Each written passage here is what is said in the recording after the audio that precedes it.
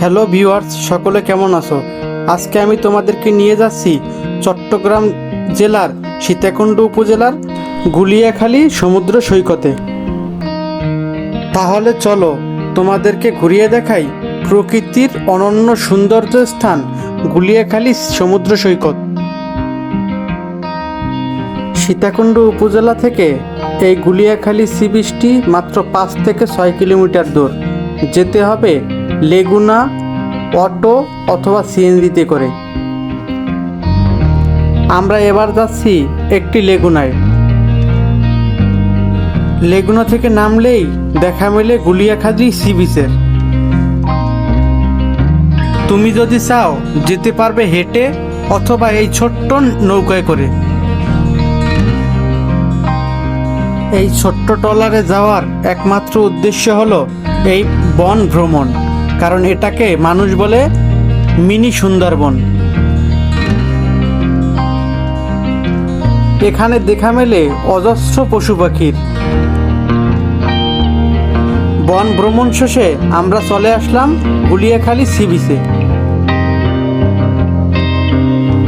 এখানে হাঁটলে মনে হয় প্রকৃতির বুকের উপর দিয়ে হাঁটছি। এই সৈকতটা একটু আলাদা, কারণ এখানে সমুদ্রের সাথে মিশে গেছে সবুজ ঘাস আর গাছের বন।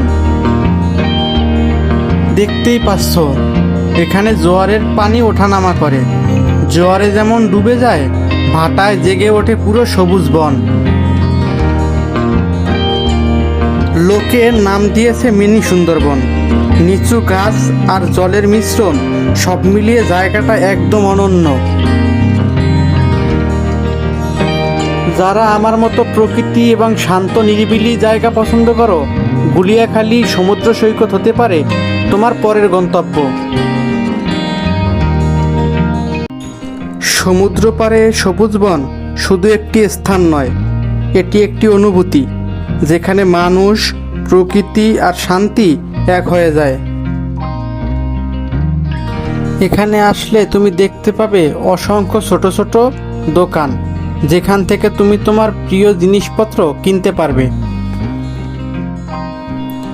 প্রকৃতি যে কত সুন্দর হতে পারে গুলিয়াখালী না আসলে বুঝতামই না। মন খারাপ থাকলে অথবা নিরিবিলি একা সময় কাটাতে চাইলে তুমি অবশ্যই বেছে নিতে পারো সমুদ্রের পার। আর সাথে যদি থাকে এরকম বন, তাহলে তো কোনো কথাই নেই। তো বন্ধুরা, আজ এ পর্যন্তই। দেখা হবে আবার কোনো নতুন ভিডিওতে। সে পর্যন্ত ভালো থাকো, সুস্থ থাকো। আল্লাহ হাফেজ।